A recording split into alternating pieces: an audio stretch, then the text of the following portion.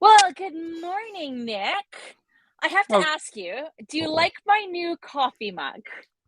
oh, this is all I got.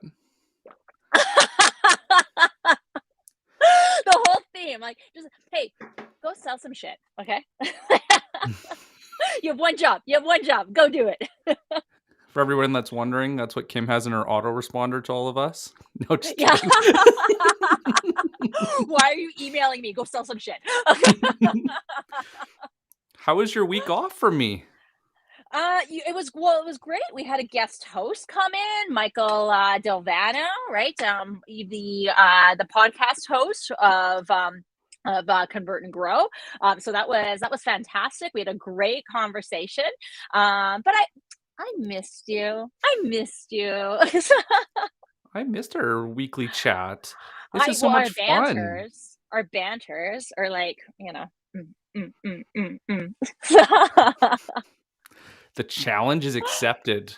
Challenge accepted. Right. I And we feel- got a good topic today. I was gonna say, and this topic leads to a big challenge because Mm, there's always two things we hear: either deals are taking too long or they're not big enough. that's what she said.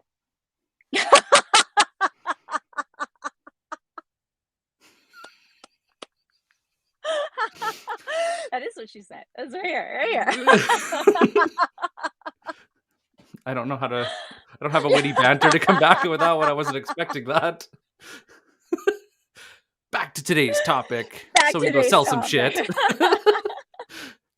Why your deals are taking so long? And it's funny because the go-to answer I hear for a solution to this, Kim, is Mhm. intelligent automation. We just need a bigger tech stack. But you look at some of these huge companies that are spending $1,000 to $2,500 per rep Uh-huh. and have the most complex sales development movement that you could possibly imagine with this like truly detailed, playbook and all these different analysts, Yeah. but they're having the same problem for the past 2 years. So maybe it's not the tech. Yeah. What did Bill Gates say, right? He says, adding technology to a really poor process is only going to accelerate that poor process. Right. And so, tech is not going to solve the answer. Like, this is like when people got so excited about email. Email, like, this is incredible. You mean we can send messages? Like, think about how efficient we're going to be. Think about how amazing like business is going to move. We're going to have so much more free time. And what did it end up doing? It chained us to our desks. Right. Mm. It like ended up making things slower at the beginning because it was like all of a sudden things that used to be in person or on the phone now we're like this written communications that were sent back and forth. I mean, I remember being like, in 20 email strings because everyone thought email was the most efficient way of sending messages, and it turned out it never was. So technology in general is not the answer to helping accelerate deals. Technology is only the answer to helping accelerate steps in a process, but you have to look at it like points, like these moments, right? What was taking 5 minutes is now taking 30 seconds, right? Yeah. That's fine. Don't think you're going to accelerate 9 months of process down to 2 months. That actually is not going to be supported by technology, at least not now. What you need to do is you have to understand, how do we move through this process manually much faster, and then add the technology to support it. Yeah, absolutely. And then paying attention to how buyers want to buy and aligning with that and hearing somebody, I was talking to someone about win-loss analysis and Yeah. how it's and it's something I wish I would have done more of and I would have learned sooner Yeah. because listening to the word choice, hearing how people talk about things, and the one thing that always caught me off guard was what they compared you against. They're already spending the money, right? Yeah. And then so you're comparing sales training to tech. You're pairing, that's what we're up against. Huh? Why wouldn't you Mo- do both? mo- most of these comparisons isn't you versus someone exactly like you. It's Hmm. choosing to do you or choosing to do nothing. right? Choosing to go with you or investing in something completely different. They did a whole episode of this on The Office. They had the extra money, and what did they spend it on? The whole episode wasn't what is the best office chair, and they compared four different types of chairs. It was, are we going to invest in office chairs, a brand new copier, or does Michael Scott take the bonus? Right. And that was the episode. And that's how our clients think in the same way. Do I invest in sales training? Or do I invest in marketing? Do I go ahead and invest in cybersecurity? Or do I go ahead and invest in oh, I don't know, maybe a brand new office? Like these aren't like comparables. And to think that, you know, this is what really gets me mad. Is so many salespeople that feel like they need competitive analysis, right? If you ever feel that your clients are determining whether to go with you versus someone exactly like you in every single situation, it's very uncommon. Like really, really Yeah. uncommon. And if they are, it's probably because they self-diagnose themselves. They've already determined what they think is the right solution, and they're just looking for who can provide me the band-aid that I've determined is the best band-aid for me. Cheaper, better, faster, right? Versus the one who like ends up leading the pack and saying, hold on, what are we actually looking at here for? Like, how is this actually going to impact your business? What is the best business decision for you? And all of a sudden the client's like, oh, you're right. Is this even the right decision, or should we look at something else? And the company that says, like, understands that the client is actually looking at us versus nothing else, us versus doing it in-house, us versus something completely unrelated, is the one who's going to win those deals every single time, because that's actually what the company is thinking. And if they're not thinking that yet, being the first one to have that conversation dramatically changes the game. And the person who writes the rules for the game is always going to be the winner of that game. Absolutely. Yeah, it's so rare that competitors come up. They're a good thing to look at if you're not sure like who you should be targeting maybe or what language to use. But how often have we heard of competitors coming up in a conversation? I can't think We of do any we time. don't. Yeah, I can't We think of one don't. time. And when I was like, when I worked in corporate sales, whether it was for Xerox or American Express, like you know who was the person who most likely brought up the competitors? Was a salesperson. Salespeople. That's what I figured. We brought up the competitors more so than the client brought up the competitors. And the only time that they would ever bring up the competitors because they were trying to do price shopping. In which Hmm. case, like, that should have been a red flag for us and be like, listen, we're not the cheapest option.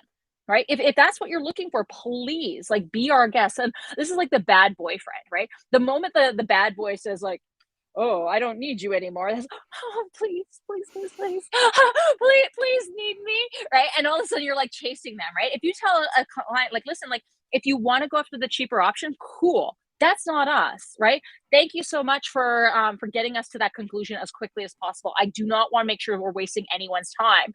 And you start walking out that door, you're not even going to hit the doorknob before the client's like, oh, but please, like, please tell me like what you have to offer, right?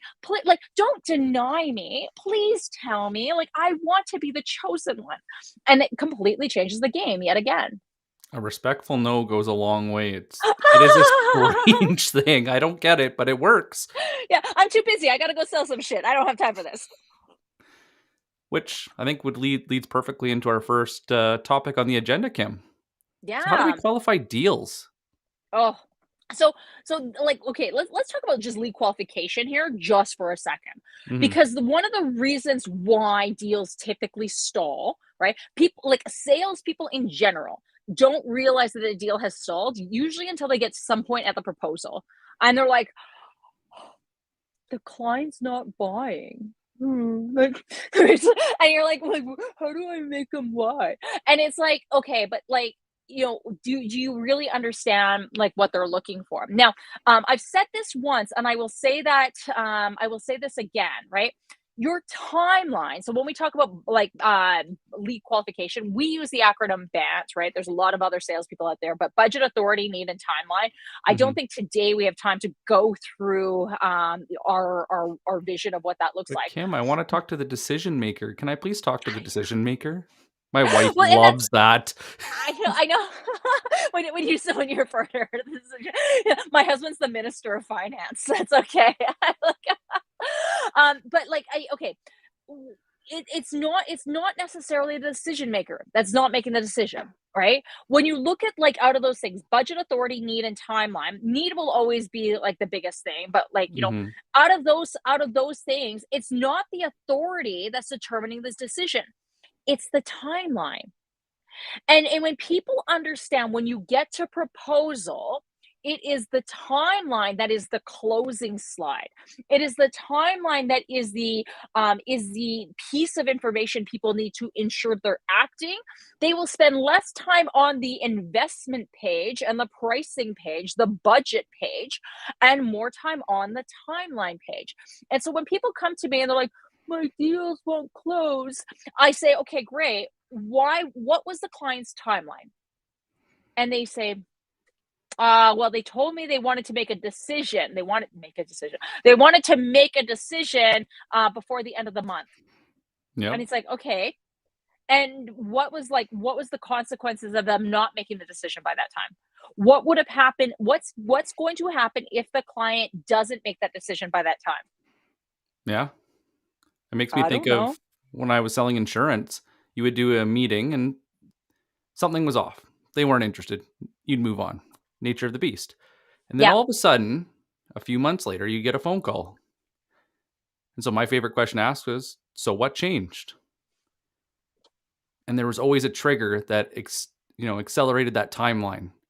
yeah, Now the somebody got cancer or somebody got sick or something happened that made it yeah, a priority. yeah. And so if something's not a priority already, we're not going to go and force them to make it a priority. We're only going to No. help them make a better decision, and that's it. Well, let me like this is why timeline is so important, right? Because if we don't understand what the ramifications are of the client making the decision by that point in time, what is the next decision that they need to make that this one now is like reliant on? What Mhm. they see the result of our solution, how is that going to impact them further? Now we can actually create a really good business case. Yeah. If the conversations becomes when do you want to make the decision by and the client doesn't know, then like what's stopping them from letting that timeline pass and Mhm. nothing happens, right? This has happened to so many sales reps. I would love to hear, even if you're watching, you're in the chat, like let me know, like have you ever had a client who has just let the timeline pass and nothing happened, right? Yeah. The So person at the it unlimited budget where budget wasn't a thing, and then you find out that it wasn't budget actually doesn't the matter.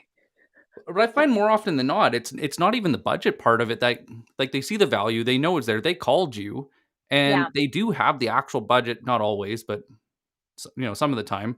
No, But you look at their I know. timeline when you actually ask them or when it comes, and I don't know Mm. why salespeople are so afraid to ask timeline. Maybe that's the question. Why do you think so many people skip this step? Timeline is the most important step. So I truly believe that there's a lot of clients out there that actually don't have an idea of what their budget is, right?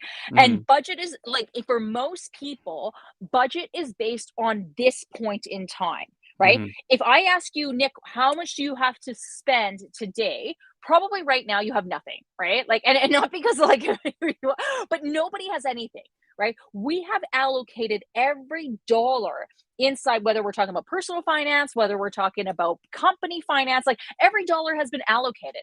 I Mhm. don't know how many companies, and maybe if you're one of the lucky few, that's awesome.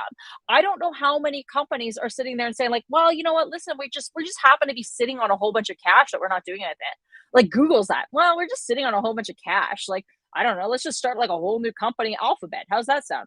Cool, right? We'll create a metaverse. Okay, cool. Right. And then, like, and that's what they're investing in. But for the vast majority of us, it's like, no, we're like, it's not that we're living hand to mouth. It's just that we know where things are going. And so Mhm. budget based on today's timeline is actually irrelevant Mhm. because the product should help the company grow and expand. And so when we talk about money, we should be talking about future state, not current state. Now, timeline should also be based on future moments, not current moments. But this is the magic of sales because when we focus on like where the client wants to be 6 months from now or a year from now, right? And then we work our way backwards. So if this is where you want to be in 6 months from now, customer, Let's work our way back, bump, bump, bump, bump, bump.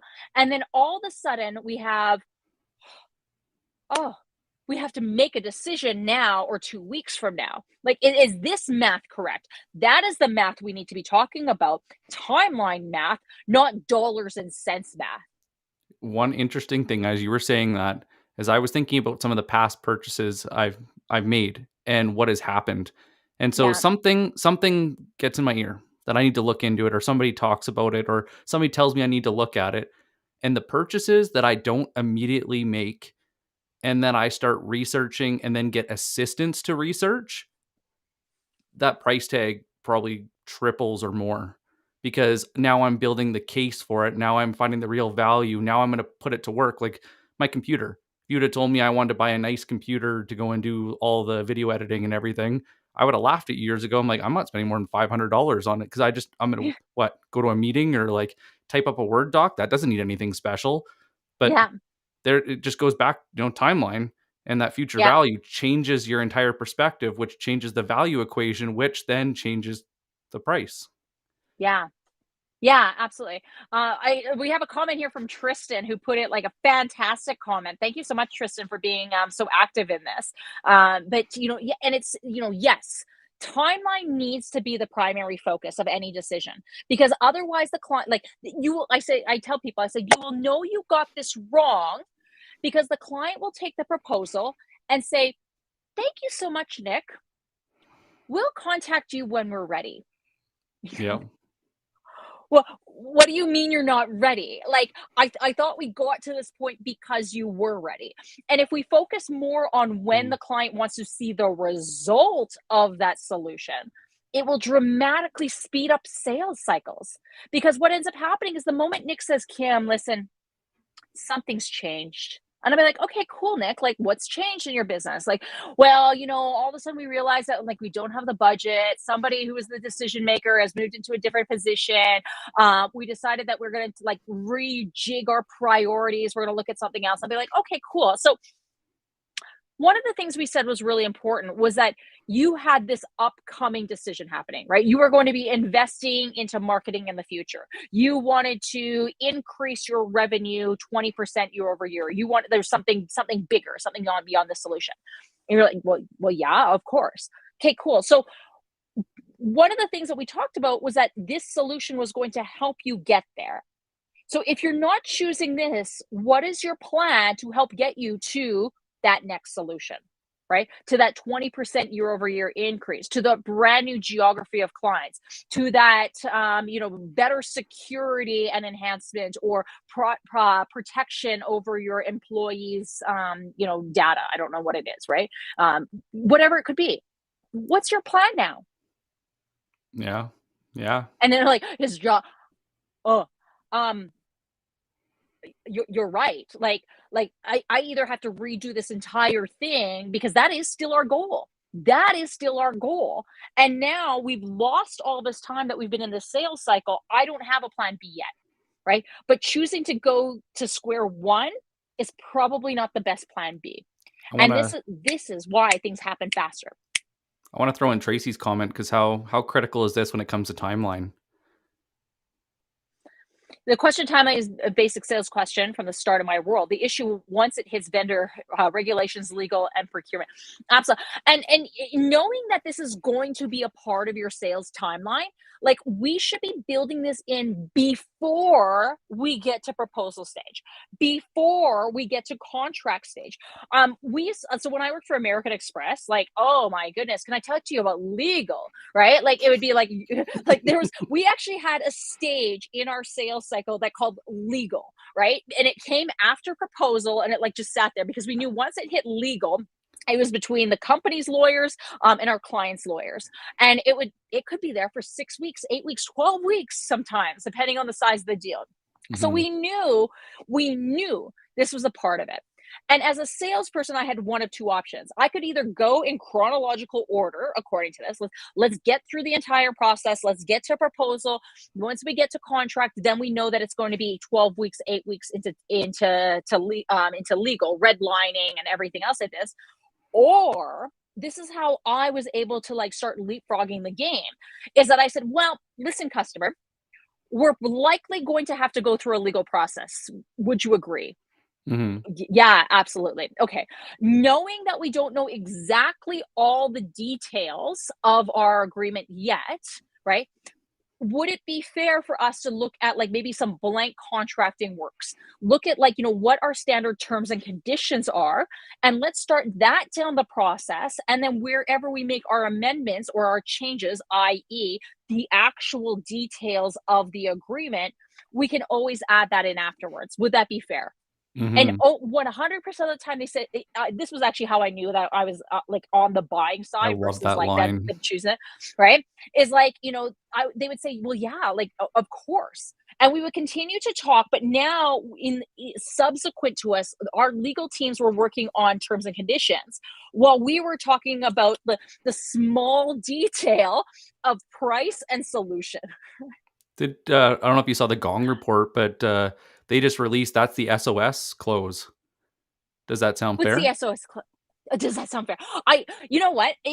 Okay, so is that fair? Does that sound fair? Is that fair or reasonable, right? Mhm. Those are some of my absolute favorite lines to use. It And the changes the reason whole tone. well, it changes the whole time, but no, okay, so and the reason why is because, like, all of a sudden now we're on the same page, right? Listen, I want to be seen as fair. I want you as a client to be seen as fair. Okay, number 1, nobody will ever admit to wanting to be unfair or unreasonable, okay? No, I want this to be completely unfair, right? I want it to be like leaning on my side. Nobody's going to do that, right? But if they do, I mean, that's a good red flag.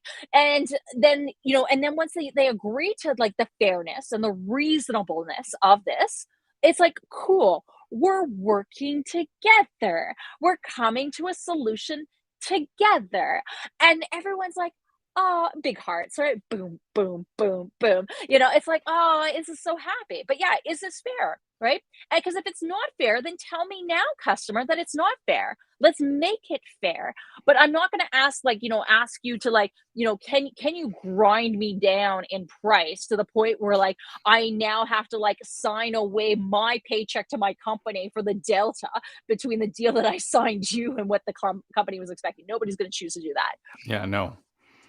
One thing I would just like to add when it comes to qualifying deals that I've noticed a big change is a lot of salespeople struggle with who they should be talking to in the first place, but the other one is who to say no to, and having a list of people that aren't qualified and Yeah. being able to see those red flags. I think part of that's experience. When you work with enough deals or you've done a win-loss analysis and you hear what the people you like the close lost, what they said, and you're like, Yeah. this is going nowhere, or this is bad margin, or this isn't something we want to work with. But that's really, stop the loss with that Yeah. qualification. And then that I would, I think it's so critical, but I don't hear about it that often or see that much. Everybody talks about who to talk to, but they don't ever mention who you shouldn't be talking to or who isn't a good fit, right? You know what? I love looking at things differently, right? And when you turn it around, how much different the conversation was. We did a class today, specifically talking about like coming up with alternative solutions, and part of it was number one, we talked about BATNA, right? So for those of you that know, best alternative to a negotiated agreement. I think it was originally coined by Fry and Yuri from Getting to Yes. Mhm. It was the idea here is that at what point are you going to walk away? Right? At what Mhm. point does it no longer seem fair or reasonable for you? And having that decision made before entering into the conversation now makes sense, right? Yeah. Knowing like where is that moment? So if you want to talk about like who should we not be talking to, right? Instead of like trying to talk to the person who's giving you no information, be like, well, their title says that they're procurement, right? Like that's who we should be talking to. But if they're not going to give you any information, turn it around and be like, "You know what? Like, listen, you tell me what you need to hear from me, and then I'm happy to work with you." Right? And the Mhm. moment they and then it's like tell me why I should work for you, customer, as opposed to why we should work for you. Like the moment you turn that around, it changes the game. So I mean, like the people you shouldn't be talking to, the people that are gonna like hold on to all the information.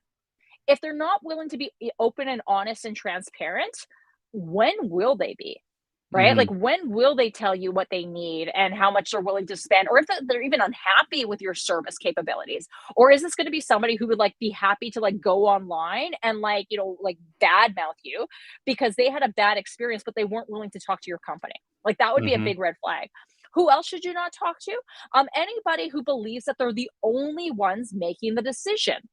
I have yet to ever run into somebody who wouldn't openly on like, they could be the decision maker, but Mhm. the fact that they wouldn't talk to anybody in their company, they That's a wouldn't red like flag. refer to any, that is a big red flag, Mhm. right? It's like, uh, like let's be honest, I'm the main decision maker in my company. But I'm Mhm. going to ask you, Nick, what do you think about this? Hey, Matt, take a look at, I'll even talk to my spouse. Hey, we're looking at like, investing in this. Like, what are your thoughts on that?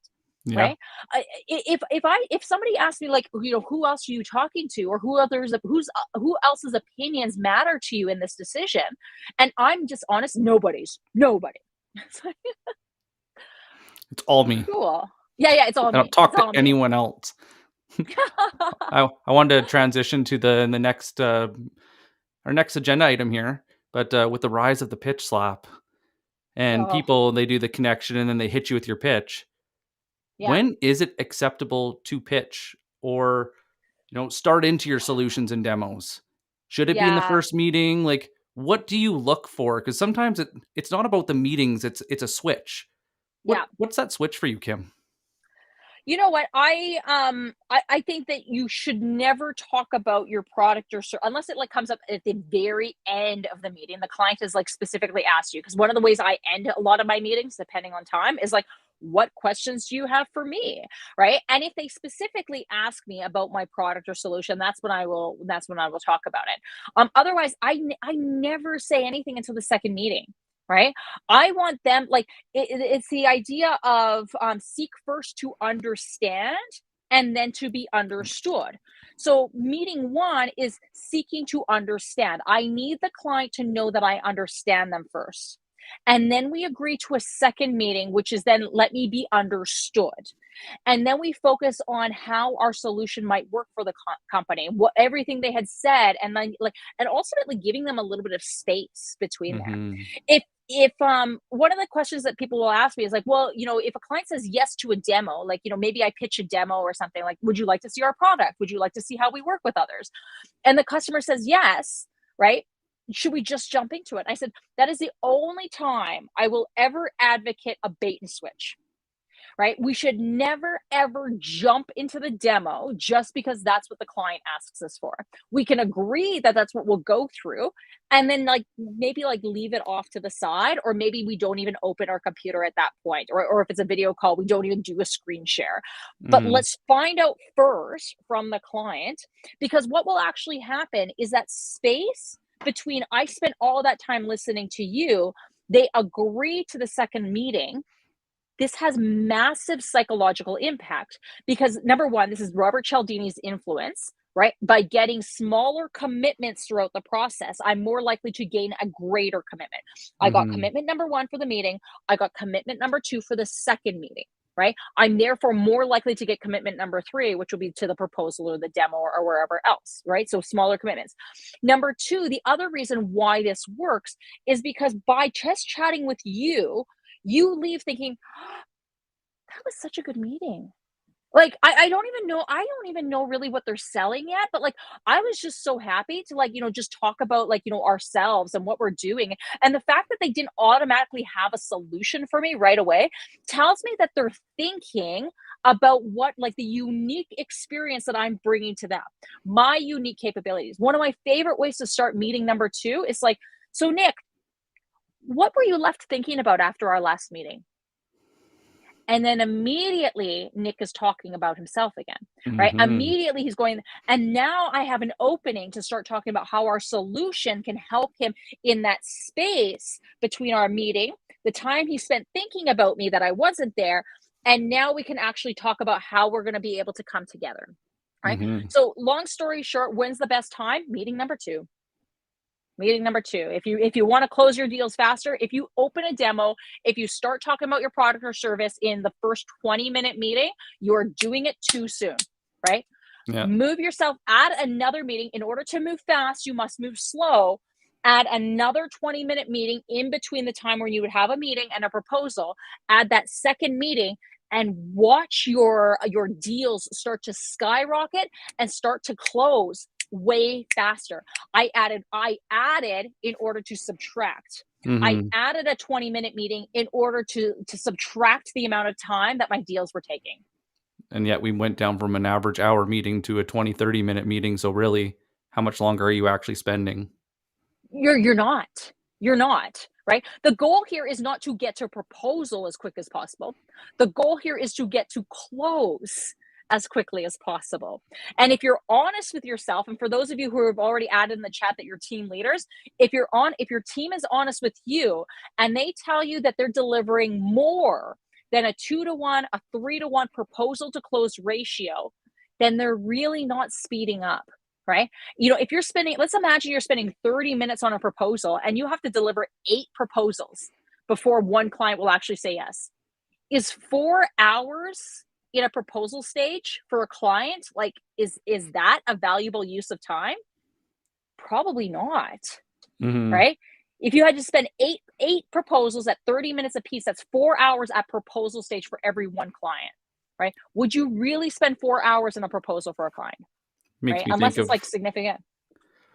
that. To me, usually what happened is I would derail the process by jumping in and taking that bait. And then I ended up playing the pricing game, or they were just kind of tickling that fancy that they just wanted to know. Like they Yeah. were just curious. And that's all it was, indulging in their curiosity. You fill in that knowledge gap and they have no intention of ever working with you, but they're more than happy to tell you maybe and string you along to get more information out of you for, 3 or 4 more They were never meetings. gonna buy. They were Yeah. never gonna buy then, right? And this is why you wanna go back to the lead qualification, right? Yeah. Get that information from day one and start changing it around and be like, "Do I really wanna work with this client?" Right? "Is this client gonna be a good one for us?" And, like, do a gut check. Okay, I think we're at time, Nick. We are at time. We're going to go and jump over to the private Q&A. Tracy, please welcome to join us. The link's just further up in the comments. And if Tracy, any Tristan, and there's a whole bunch of people silently watching, which I love. Yeah, we look forward to having everybody there. Thank you very much for joining us. If you have any other questions or eh, please feel free to reach out to us between now and the next show as well. We'd love to hear your comments and any feedback you have. Thank you. Yeah. Thank you. Have a great one. See you on the other side.